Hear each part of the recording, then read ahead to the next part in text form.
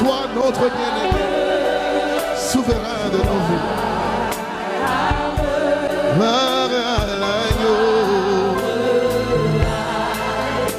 l'agneau de Dieu.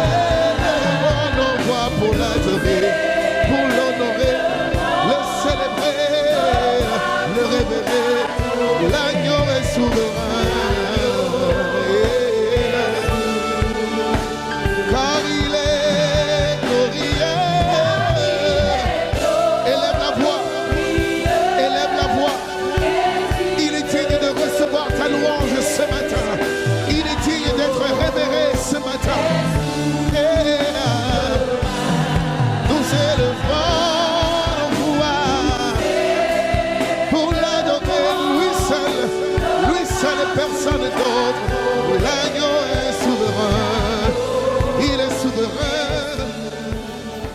Oui, Seigneur, que mon âme te bénisse. Seigneur, que tout en moi te célèbre, que ma vie t'honore. Seigneur, que ton nom soit élevé, parce que c'est toi le véritable Seigneur. C'est toi qui nous as tirés de la boue. C'est toi qui nous as fait asseoir sur la table des rois. Seigneur, que tu nous as donné la nouvelle vie, Seigneur, la vie en Christ, la vie que personne ne peut nous ôter, la vie véritable, la vie que nous avions perdue par notre péché, par notre rébellion. Voilà pourquoi, comme David, j'ai dit mon âme, bénis l'Éternel, que tout en moi exalte ton nom, Seigneur, que je n'oublie aucun de tes bienfaits. Tous les jours, Seigneur, tu nous fais du bien. Tous les dimanches, tu nous renouvelles tes bontés. Alors sois élevé, le Dieu de gloire et de grâce. Sois magnifié, le Dieu de beauté. Seigneur, nous sommes là par ta beauté. Nous sommes ici par ta grâce, Seigneur. Tu nous as encore convoqués dans ta présence. Maintenant, tu veux nous nourrir. C'est la véritable sémence. C'est toi qui dis, dans la parabole du Seigneur, tu dis que tes paroles est la véritable sémence. Celle qui germe, celle qui donne des fruits. Seigneur, nous voulons porter des fruits. Alors sème à nous ta parole. Révèle-toi à nous, Seigneur. Parle à nos cœurs, Dieu de gloire. Nous attendons tout de toi, Seigneur. Nous sommes dans la joie. Nous avons la foi que toi tu vas dire le mot du changement, le mot de la transformation, le mot de la guérison, le mot qui ouvre les portes. Nous sommes dans la joie d'avoir été ton enfant. Nous voulons te célébrer. Nous voulons t'honorer. Nous voulons t'exalter. Nous célébrer les joies.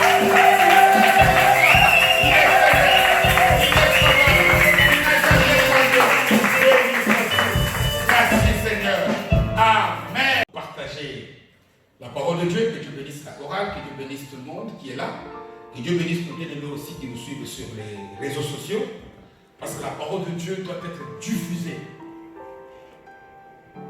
jusqu'aux extrémités de la terre. C'est un commandement, c'est un des plus grands que le Seigneur nous a donné. J'ai donné comme thème à notre message de ce dimanche, avoir la mentalité des vainqueurs.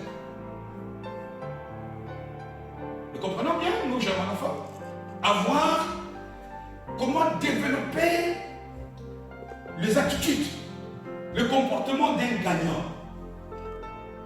Vous voyez par exemple quand les gens qui aiment bien une équipe de football, quand cette équipe monte sur le stade, les fanatiques, ils peuvent voir, aujourd'hui le Bayern va gagner. C'est vrai, c'est pas vrai, frère.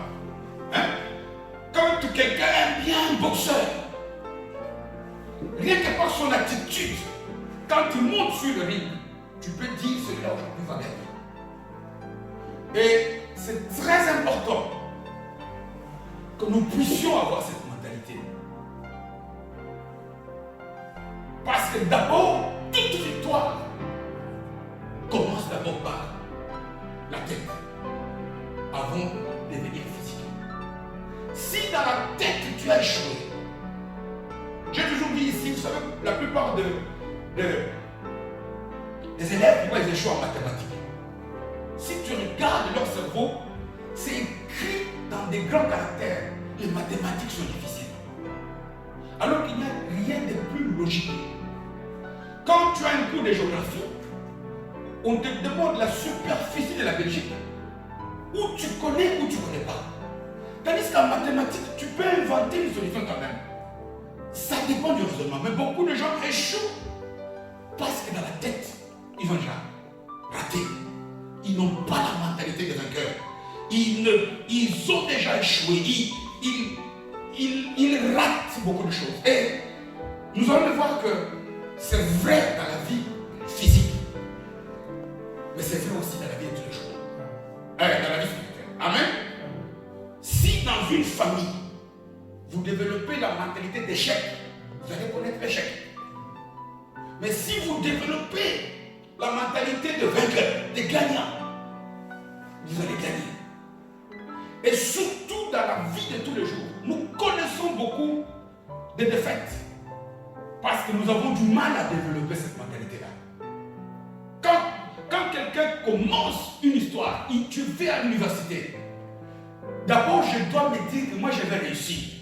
Je ne dois pas le dire, je dois formater dans ma tête que si tel réussit, il n'a pas de tête. Moi aussi je vais réussir. C'est ça qui va t'aider maintenant à travailler pour réussir. Amen. Et pourquoi c'est utile? C'est très important. J'ai toujours répété que venir au culte, c'est très bien. Prêcher comme je l'ai fait maintenant, c'est super. C'est la grâce de Dieu. Prier, jeûner.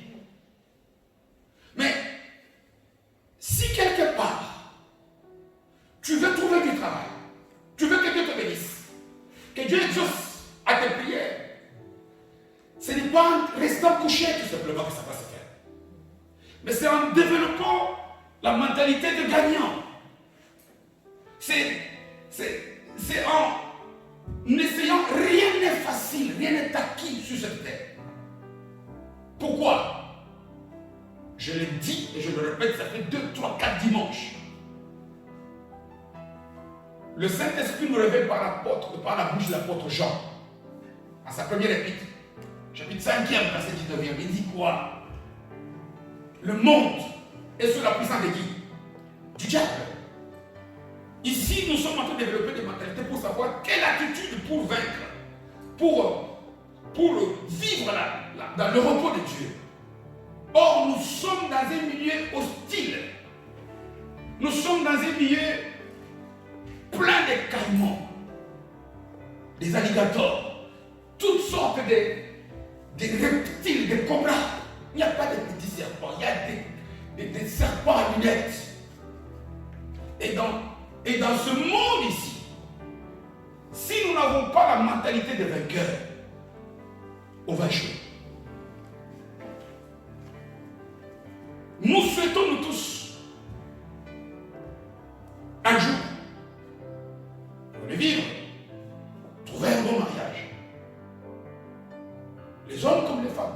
Mais s'il n'y a pas de mentalité de vainqueur, c'est difficile. Vous allez voir, ah tiens, tu vas commencer à dire, oh, moi je suis tombé sur le mauvais partenaire. Non, il n'y a pas de bons partenaires. Tous nous sommes humains. Nous avons des points forts et des points faibles. C'est en développant la mentalité de vainqueur que nous allons triompher. Donc nous sommes en milieu hostile. Nous avons un ennemi. 24 heures sur 24. 7 jours sur 7. 365 jours sur 365. Pendant que toi tu réussis, comment je peux avoir du travail? Le diable n'a qu'une tâche. Dérober, égorger et détruire. Amen. Lui, il passe son temps, comment est-ce que je peux dérober, voler la joie de cette personne? Comment je peux, quand lui veut tuer, vous voyez, la Bible utilise le verbe égorger, c'est-à-dire trancher la gorge. tué d'une manière brutale. Non seulement il t'a volé la joie, non seulement il a égorgé ta vie, mais détruire, ça voudrait dire qu'il ne laisse même pas les cadavres. Il veut que tout disparaisse. Parce qu'il sait que Dieu est capable de donner la vie aux espoirs. Il veut que tout, même la cendre. Et dans un milieu comme ça, nous devons avoir développé la mentalité des vainqueurs. Amen. Et surtout que le diable, il avance masqué. Maintenant, on le trouve partout. Et quand j'ai dit qu'il avance masqué, c'est-à-dire qu'il peut passer par n'importe qui. Il peut passer par un collègue du travail.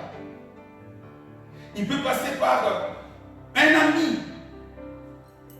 Un ami intime, tu ne comprends pas, il te trahit comme un traître que tu n'as jamais connu. Alors nous devons être prudents, nous devons avoir la mentalité de vainqueur pour avancer et atteindre les objectifs que nous sommes fixés. Amen. Dans tous les domaines de la vie, que ce soit à l'école, tu verras que si tu n'as pas la mentalité de vainqueur, tu vas échouer. Dans le mariage, au travail, dans la vie, tu vas échouer. Première condition qui nous pousse à développer cette mentalité, c'est parce que nous sommes en terrain hostile.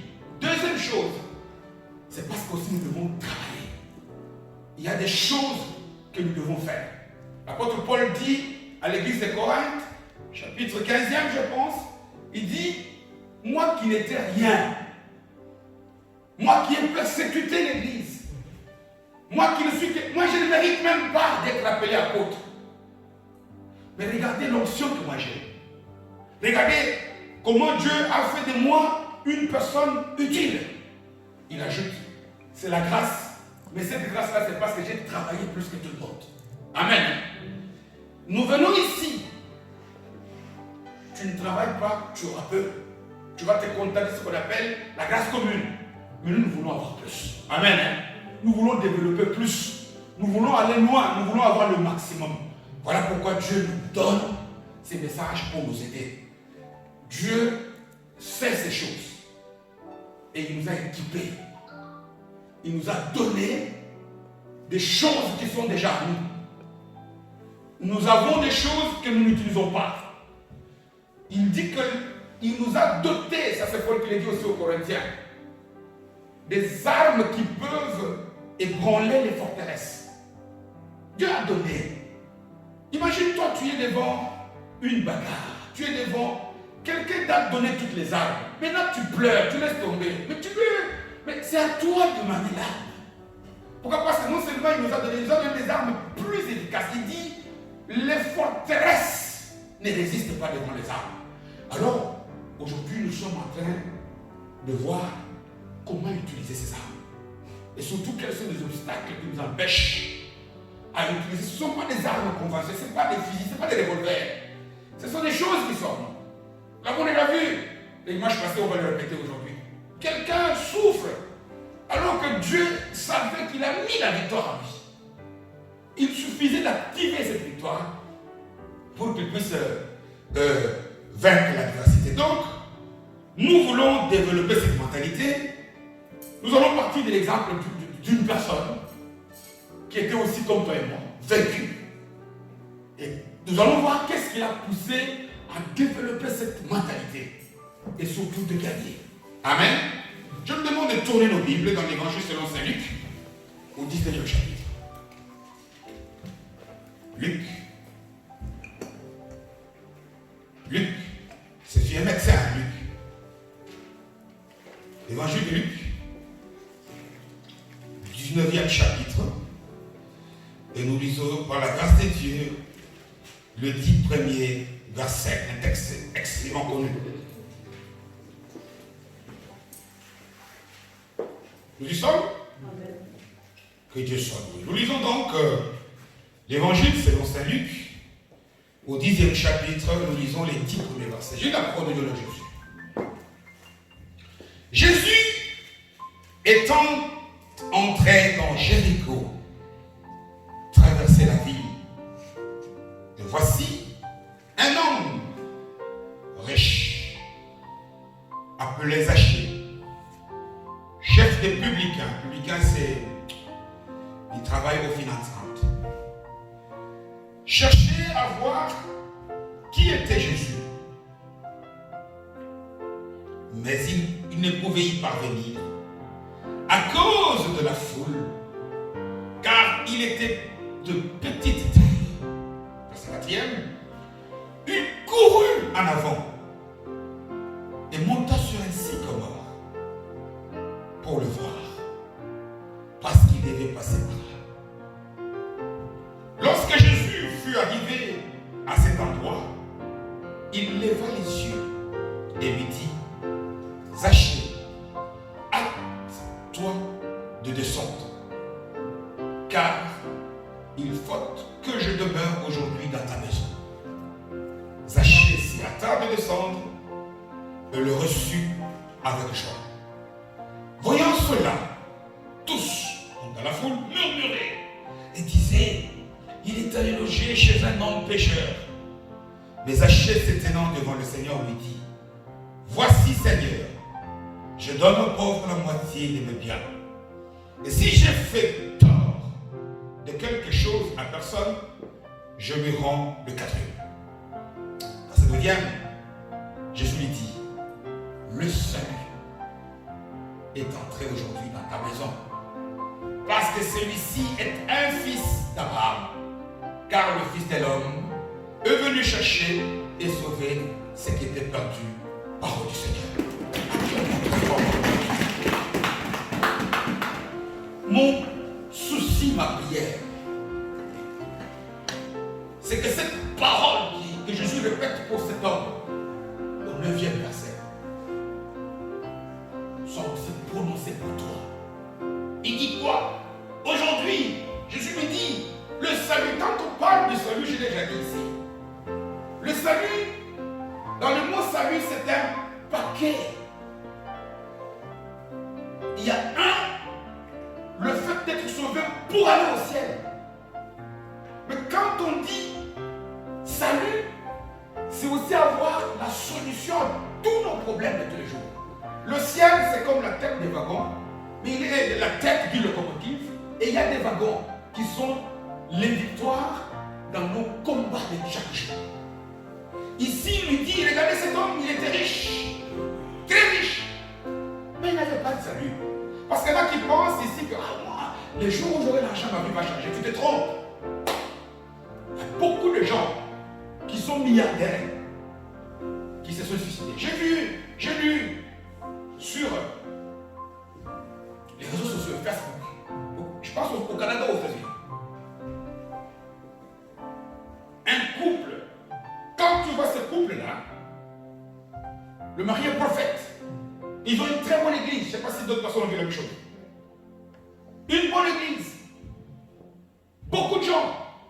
Et ces couples, ils viennent tous les dimanches avec des habits en harmonie. Quand la femme apporte, avec même des masques. Masques avec des... Ça c'est comme ça.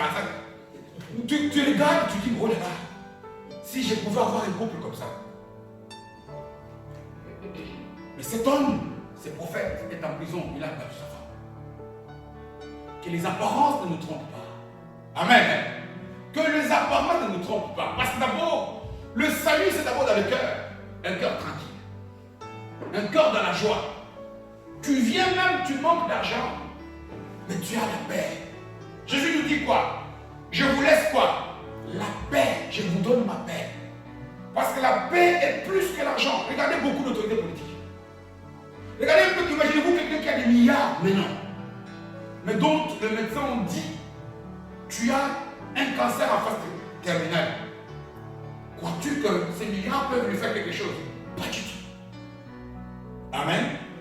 Et qu'est-ce qui fait que cet homme, aujourd'hui, Jésus lui dit, aujourd'hui, tu as le salut. C'est-à-dire que la vie de cet homme a changé. Et c'est ce que nous voulons pour chacun d'entre nous. Parce que c'est vrai, on vient au culte. C'est bien, on fait des choses. C'est bien, on croit en Dieu. Mais réellement, lorsqu'on essaie d'examiner chaque vie individuelle ici, si Dieu pouvait taler la vie de tout le monde, le cœur, parfois il y a des questions où on se dit, est-ce que réellement Dieu est juste? qu'est-ce que cette personne-là, qui est méchante, qui est comme ça, et là, ça, moi qui gêne tous les jours, on s'est dit. Amen. Combien de fois parfois on s'est dit, on a déjà insisté ici, ah c'est sur son trône, c'est-à-dire que Dieu est au contrôle de toutes choses. Mais parfois, tu te dis, mais si Dieu est au contrôle de toutes choses, ça veut dire qu'il est au contrôle de ma vie. Mais qu'est-ce qui fait que moi je vis des choses comme ça? Il n'y a pas que toi qui penses. Asaph a pensé la même chose, n'est-ce pas? Et même il a fallu commettre des... Donc, il y a une manière d'agir, un comportement à développer pour que Jésus dise de toi aujourd'hui, dans ton cœur, comme il l'a dit, aujourd'hui le salut est entré dans ta maison. Tu croyais l'avoir. Ce texte, je l'ai dit, c'est un des textes vraiment connus, l'histoire de cet homme. Et il y a beaucoup de messages. Vrai. Beaucoup de messages. C'est ça même la richesse, la beauté de la parole. Le même verset, Dieu peut te donner ceci. Le même verset, il peut parler de toutes choses. On peut parler par exemple de la repentance de cet homme. Hein, comment il avoue que je peux faire du bien. On peut parler des réactions de cette foule. Hein, la foule qui voit Jésus appeler, aller loger chez quelqu'un qui murmure.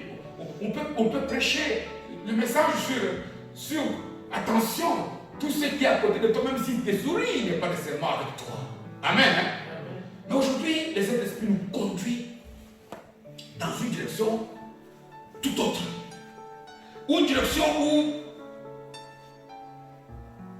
nous voulons voir qu'est-ce qui fait que Jésus, le texte est clair. Verset 3e. Mais il ne pouvait y avoir à cause de la foule. C'est-à-dire que là où Jésus passait, il y avait beaucoup de gens. Mais pourquoi est-ce que le regard de Jésus n'est allé que sur Zachée? Qu'est-ce qui fait que Jésus est ici, n'est-ce pas? Qu'est-ce qui peut faire que le regard de Jésus soit sur toi? Quand Dieu nous voit, quand Dieu regarde à cette assemblée, mais il voit chacun individuellement. Tu ne peux pas te tromper. Oh, on a béni notre église. On peut bénir ton église, mais toi tu ne l'as pas. Amen. Parce que les yeux de Dieu sont sur chaque individu. Voilà pourquoi d'ailleurs on dit le salut est comment? Individuel. Dieu ne le regarde pas ici comme un tout. Qu'est-ce qui fait que lorsque Jésus regarde, il y a une foule qui suit. Il y a beaucoup de gens qui sont là. À tel point même que cet homme, on dit qu'il ne pouvait pas lui accéder. Mais les yeux de Jésus, il y a moyen d'avoir, si tu as le comportement de cet homme, tu peux avoir beaucoup d'obstacles, mais juste pour toi. Amen. Donc, ce qui compte, ce n'est pas la foule. Qu'est-ce qui fait qu'il y avait beaucoup de gens qui touchaient Jésus? J'aime beaucoup cet exemple. La femme, elle appelle des sangs. Mais le toucher de cette femme, Jésus dit, ah, quelqu'un m'a touché ici. Qu'est-ce qui fait qu'il y avait une personne aveugle? Bartimée, le fils de Timée, n'est-ce pas? Qui ne voyait pas. Tout le milieu était hostile. Dans un milieu hostile, Dieu peut te discerner. Amen. Pourquoi est-ce qu'il y a eu que Bartimée, fils de David, Rabouni, on rabrouait, les gens voulaient les taper, ils ne voyaient pas. Si tu ne sais pas te distinguer,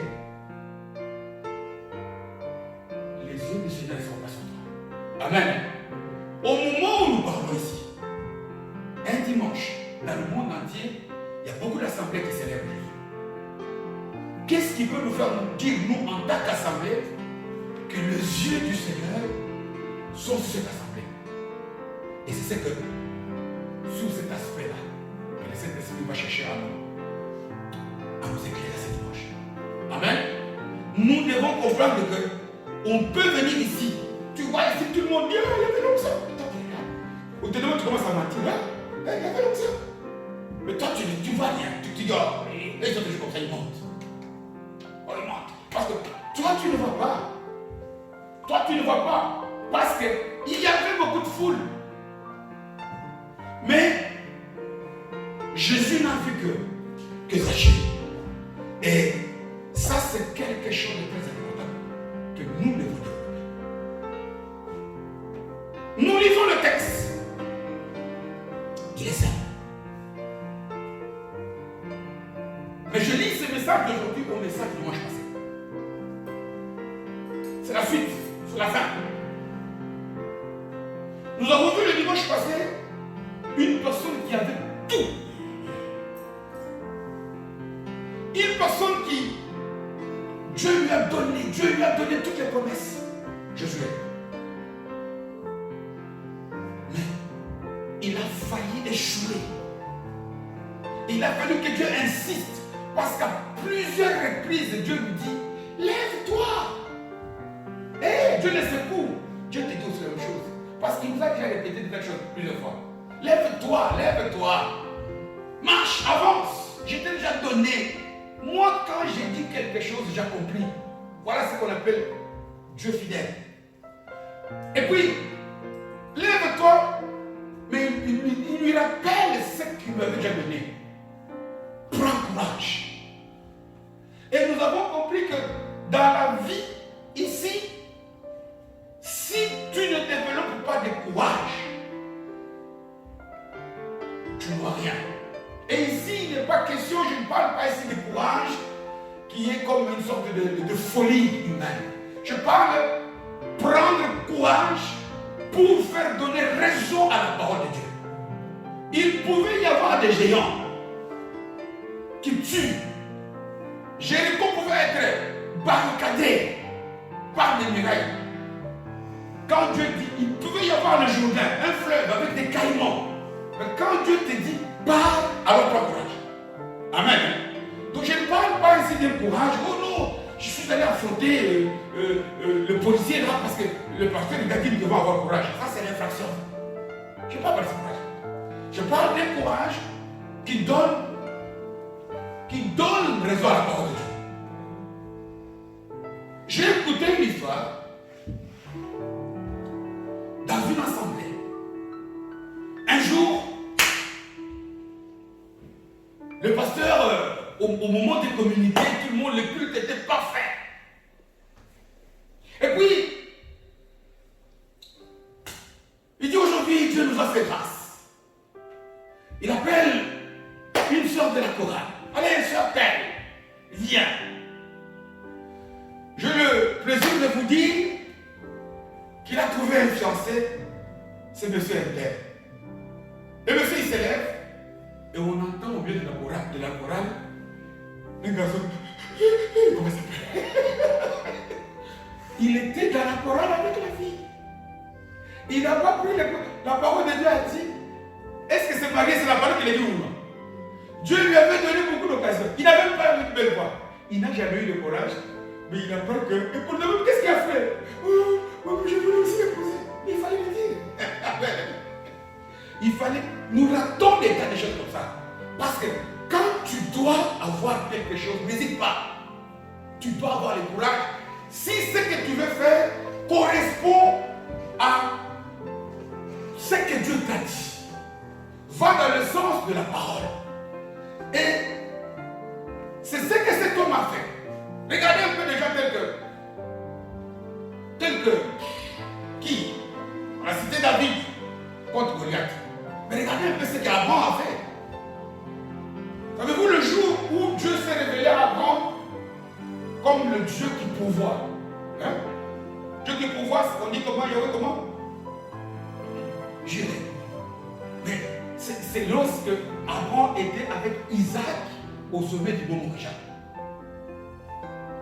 Mais imaginez-vous un peu, depuis le jour où Dieu a dit à cet homme, offre-moi ton fils. Quel courage il devait avoir. Quel courage.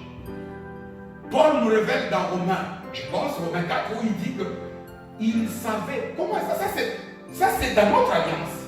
Ça c'est après Jésus. Quand nous lisons Romains 4, où où il dit qu'il savait que Dieu est capable de ressusciter des morts. Mais mettez-vous à la place. Regarde-toi quand Dieu te dit, donne-moi ça. Dieu peut te dire maintenant, bâtis-moi un temple. Comme il avait dit à Noé.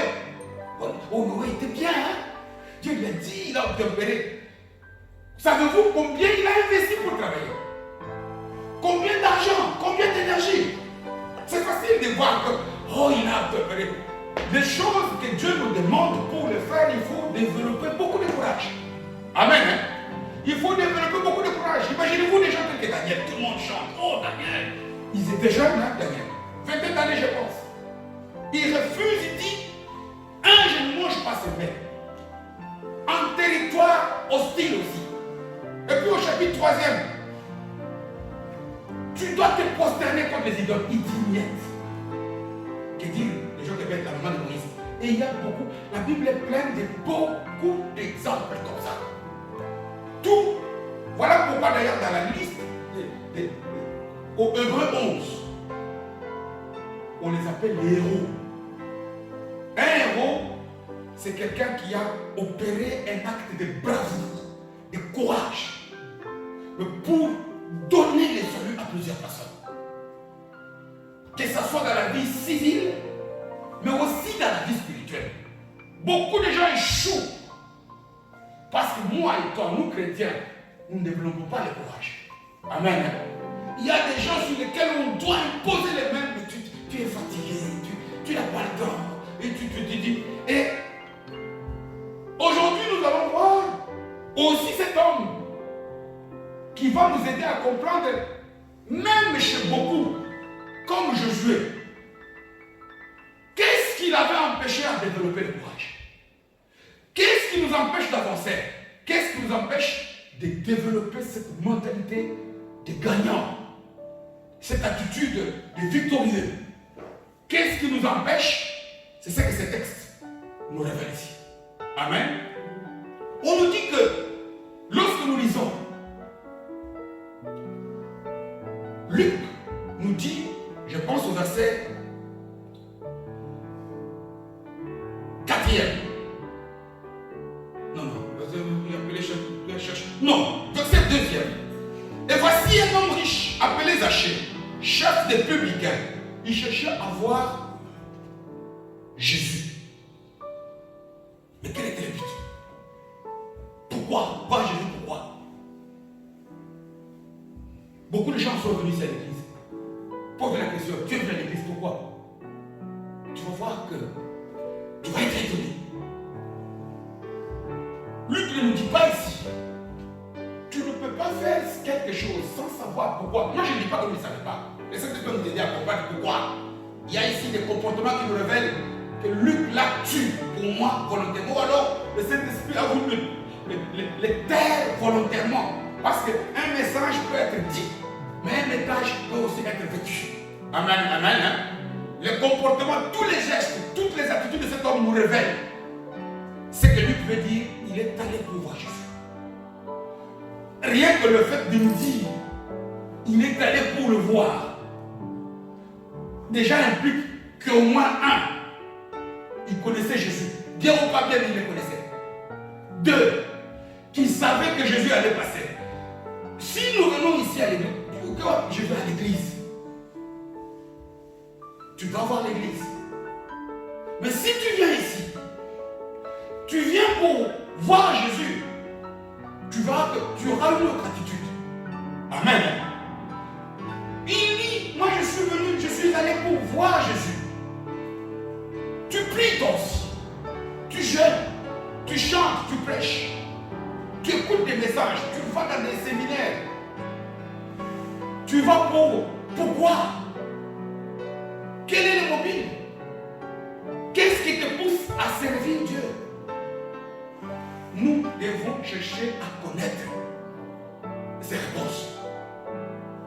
Si tu l'ignores, c'est grave. On dit que cet homme allait pour voir Jésus. Mais on nous dit que Jésus allait, on nous donne d'abord le nom de la ville, qui s'appelait comment? Jéricho. Et lorsque nous nous rappelons de l'histoire de Josué, quand Dieu nous dit traverse, la première ville de la terre promise, ça s'appelle comment? Jéricho. Jéricho est la frontière entre le désert. Quand on traverse le Jourdain, on arrive à Jéricho. Et Jéricho d'ailleurs, vous vous souvenez, quand nous lisons toujours le livre de Josué, on trouve que Jéricho était même barricadé. Quelque part, Jéricho peut avoir aussi le symbole de la première cité que toute personne qui quitte la vie du monde pénètre. Amen. Deuxième indice. Lorsqu'il est allé pour voir Jésus, on nous dit qu'il était riche, il était d'une taille petite, et la foule était nombreuse. Il y avait beaucoup de gens. On nous cite les noms des arbres. Le sycomore. Vous savez, dans la Bible, ici, j'ai toujours dit, on dit que tout passera, mais la parole de Dieu ne passera pas. Ça a un sens. Quand on cite quelque chose, on cite même un nom. Si tu ne connais pas, oui. Mais il y a la raison pour laquelle cet esprit a marqué ce nom-là. Amen. Parce que pourquoi ici on n'a pas dit qu'il s'est mis sur un pommier? Pourquoi ici on n'a pas dit qu'il s'est mis sur un cocotier? Nous irons regarder à la maison, dans nos dictionnaires normaux ici, ce qu'on appelle l'arbre qu'on appelle les sycomores. C'est une forme sauvage de ce qu'on appelle le figuier.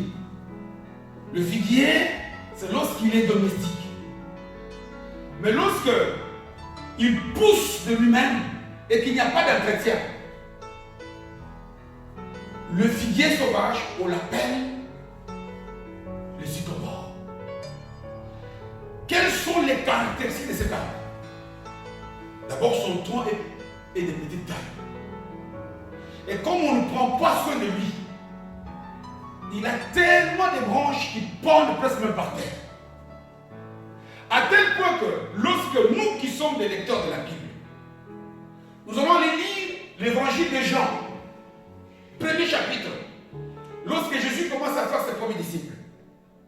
À un moment donné, il croise Philippe et puis il croise un certain Nathan. Et Nathanaël, Nathan. Jésus dit que je te connais, il l'appelle de le suivre. Et Nathanaël lui pose une question. Il dit, mais toi tu m'as connu d'où?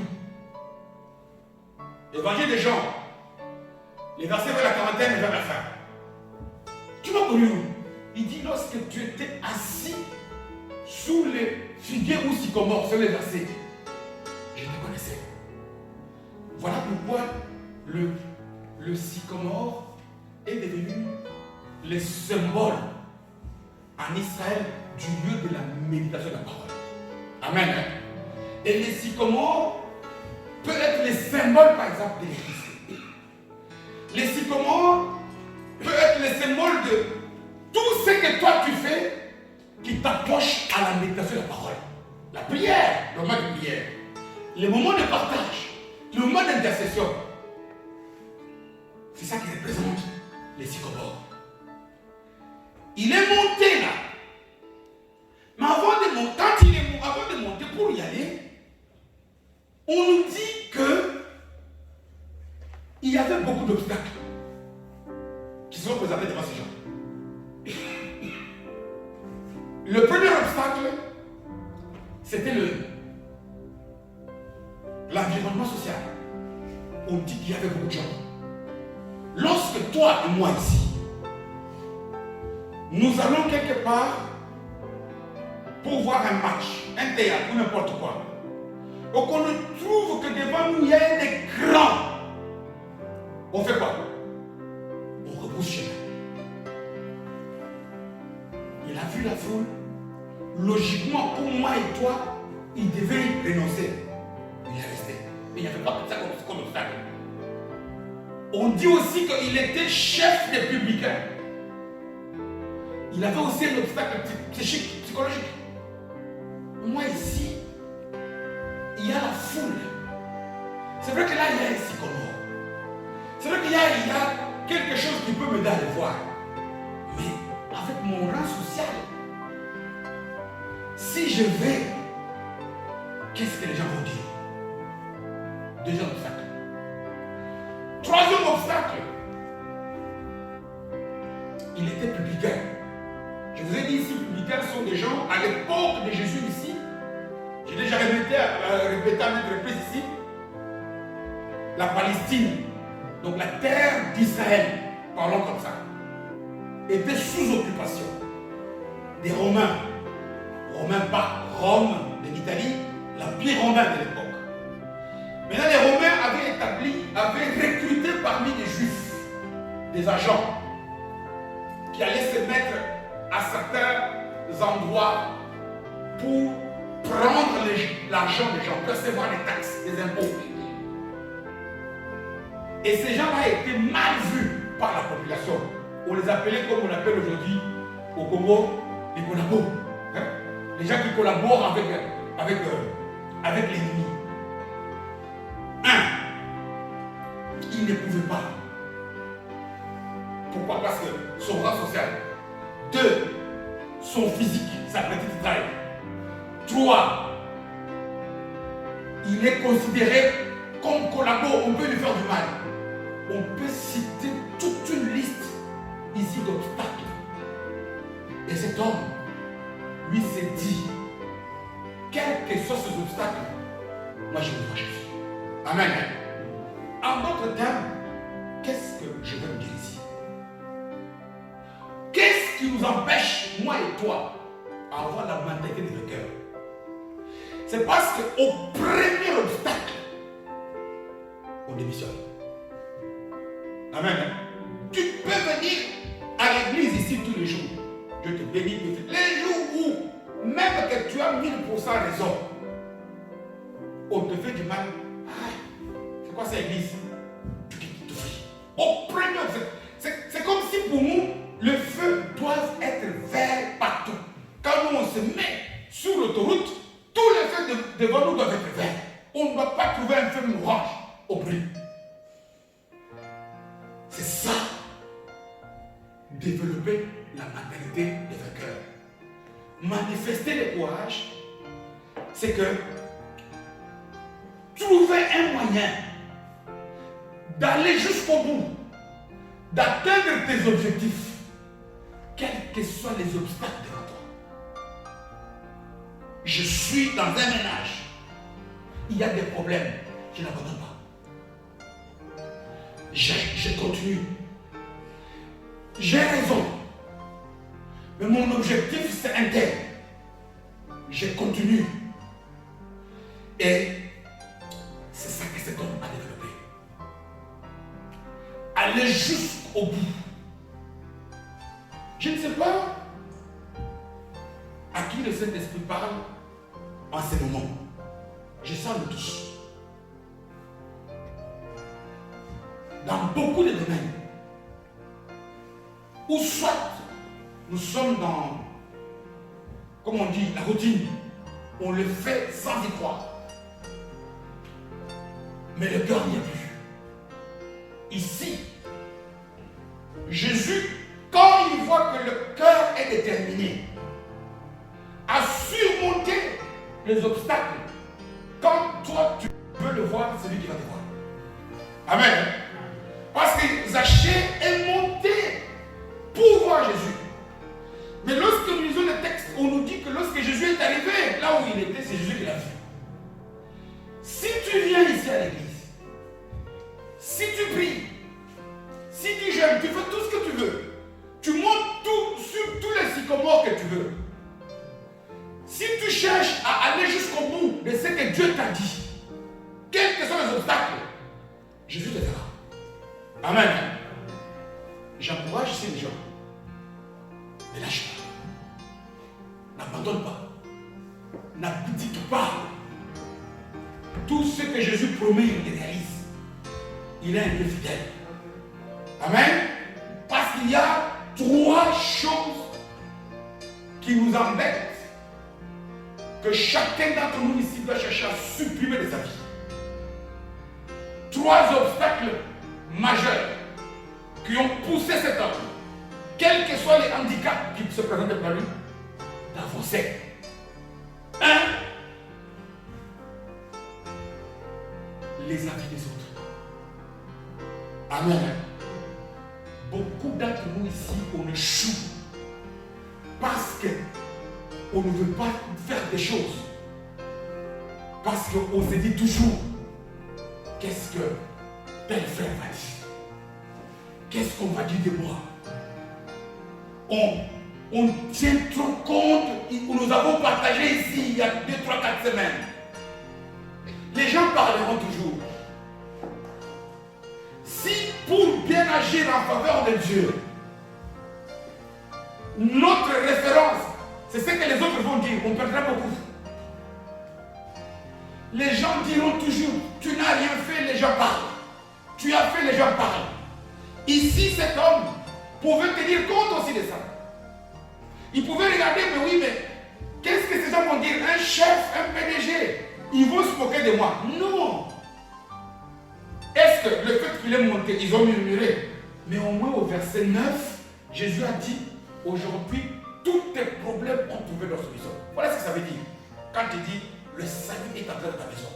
C'est-à-dire que non seulement tu iras au ciel, mais tous les problèmes, tu sauras maintenant jouir. Regarde même que lorsque le salut rentre, il dit qu'il est même prêt à donner. Même aux gens chez qui il avait extorqué l'argent. Au lieu de rembourser, il risque de payer du bonus. Parce qu'il est dans un cœur qui est franc. Il est maintenant dans une situation qui fait qu'il ne peut rien craindre. Ici, il a pu développer la mentalité de vainqueur. Première chose, attention. Jésus nous dit, je l'ai dit, tous ceux qui ont les regards fixés sur qui? Sur Jésus. Ne regarde ni à gauche ni à droite. C'est ce qu'il avait dit à Josué. Parce que si tu tiens compte des avis des autres, combien de fois ici parfois nous avons lâché parce que soit les gens nous ont dit, les gens se sont moqués, ou bien on pense que les gens diront. Attention, c'est quelque chose que nous, qui nous empêche de développer la méthode de vainqueur. Les avis des autres. Les gens parlent, avancent. Les gens critiquent, avancent. Les gens murmurent, avancent. Deuxième chose, c'est quoi? C'est que ce qu'on appelle en français un terme simple quoi?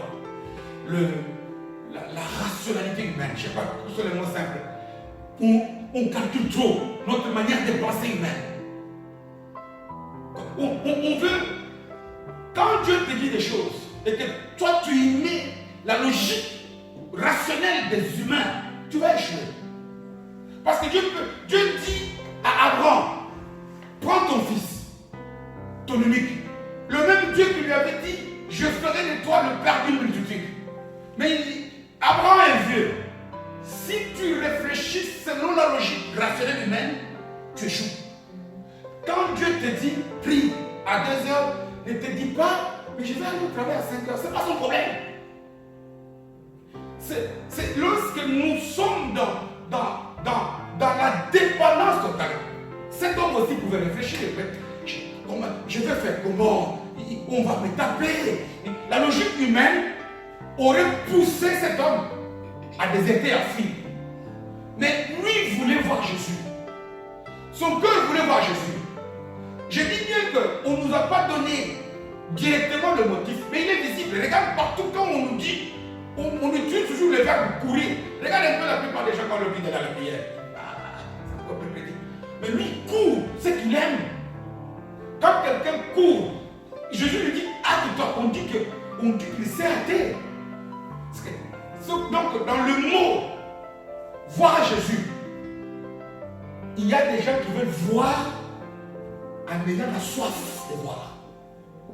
Tandis que ceux qui sont dans la foule sont ceux-là qui viennent voir peut-être par curiosité. Ou bien qui viennent tout simplement parce qu'ils veulent avoir que Jésus me donne ceci. Non, celui-ci, il avait en lui la soif à tel point que toute logique humaine était devenu insensé. Troisième obstacle qui la suivait, c'est que nous, les enfants de Dieu, pour développer la maturité de cœur, pour avancer, nous devons être capables de distinguer les deux mots, je l'ai dit tout doucement pour les germanophones, la réalité et la vérité. Est-ce que vous connaissez la différence? La réalité c'est quoi? La vérité c'est quoi? La réalité c'est que je suis en train de prêcher maintenant. Ça c'est la réalité. Mais dans quelques instants, cette réalité ne sera plus vraie. C'est-à-dire que la vérité, c'est que je suis Adam. La vérité, c'est ce qui est vrai tout le temps. La réalité est une vérité pendant un temps court. Nous, la plupart des gens, nous vivons dans la réalité. Alors que la réalité est appelée à passer. Quand par exemple Dieu te dit, fais ça, c'est une réalité. Accepte. Ce n'est pas une vérité, ça n'est pas éternel. La réalité te montre des circonstances, te fait faire des calculs. Mais Dieu nous dit, nous, de vivre dans la vérité. Jésus ne dit pas que je suis la réalité, il dit je suis la vérité. La réalité est toujours passagère. Dieu est bon, oui. Mais la réalité me montre que je suis malade.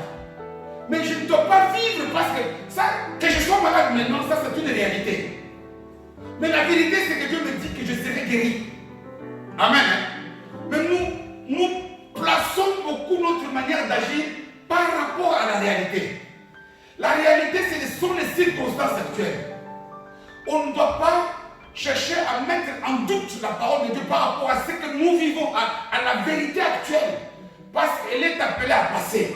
Or, beaucoup de chrétiens, nous vivons dans la réalité. Nous avons peur de faire des choses parce que la réalité nous montre que je vais faire ça comment. La réalité est toujours passagère. La réalité, c'est que nous sommes ici présents maintenant. C'est une vérité temporaire. Mais cette réalité va changer après la fin du culte. Tandis qu'une vérité reste toujours vérité. Amen.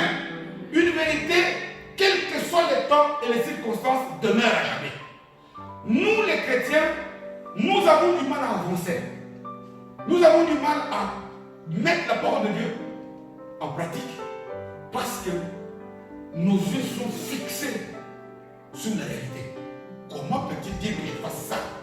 Alors que oui, ça c'est la réalité. Dieu te dit de considérer la vérité. Que quand il t'a dit, tout passe, tout coule, ça passera, ça coulera. Amen. Développons toujours cette mentalité, cette attache, cette attache. Cherchons à aller au-delà. Que rien, lorsque ce que tu fais, c'est ce que Dieu a dit, continue, ne calcule pas trop. Parce que c'est là que le diable va venir empoisonner tes pensées. Oh, mais il te dit ça. Est-ce que lui-même le fait? La référence, ce n'est pas lui.